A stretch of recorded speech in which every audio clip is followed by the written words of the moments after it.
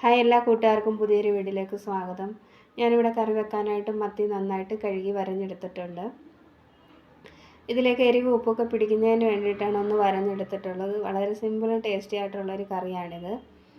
അപ്പോൾ അതിന് വേണ്ടി ഞാനിവിടെ കുറച്ച് ചെറിയ ഉള്ളി എടുത്തിട്ടുണ്ട്, കുറച്ച് കറിവേപ്പില, ഒരു മീഡിയം സൈസ് തക്കാളി അരിഞ്ഞെടുത്തിട്ടുണ്ട്, 3 കഷ്ണം കുടംപുളി എടുത്തിട്ടുണ്ട്, കുറച്ച് വെളുത്തുള്ളി എടുത്തിട്ടുണ്ട്.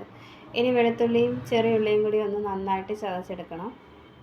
അപ്പോൾ നിങ്ങൾ ഈ ഒരു രീതിയിൽ കറി ഉണ്ടാക്കിയിട്ടില്ലെങ്കിൽ ഒന്ന് ഉണ്ടാക്കി നോക്കണം. നല്ല ടേസ്റ്റാണ് കഴിക്കാനായിട്ട്.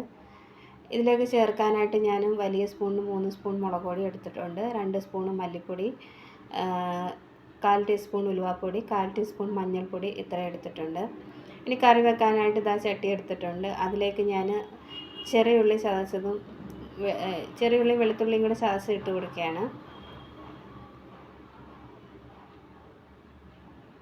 ചതച്ചിട്ട് കൊടുത്തിട്ടുണ്ട്. ഇനി ഇതിലേക്ക് കറിവേപ്പിലയും തക്കാളിയും കൂടി ഇട്ട് കൊടുക്കാം. ഇനി ഇതിലേക്ക് പുളി ഇട്ട് കൊടുക്കാം. ഇനി ഇതിലേക്ക് എടുത്ത് വെച്ചിരിക്കുന്ന പൊടികൾ കൂടി ചേർത്ത് കൊടുക്കാം. ഇനി ഇതിലേക്ക് ആവശ്യത്തിനുള്ള ഉപ്പ് കൂടി ഇട്ട് കൊടുക്കാം.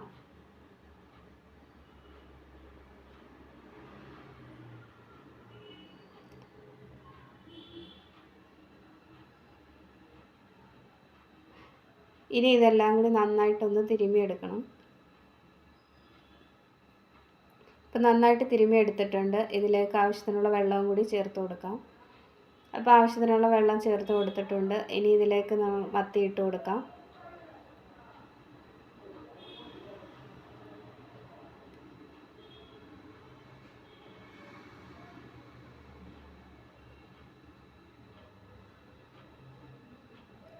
അപ്പം മത്തി ഇട്ട് കൊടുത്തതിന് ശേഷം ഒന്ന് ഇളക്കിയതിന് ശേഷം തീ കത്തിക്കാം.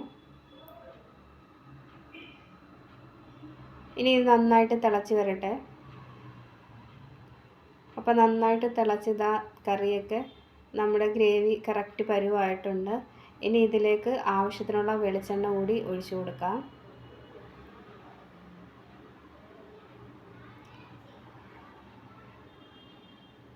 അപ്പോൾ കുറച്ച് വെളിച്ചെണ്ണ നന്നായിട്ട് ഒന്ന് ഒഴിച്ചു കൊടുക്കുന്നുണ്ട്.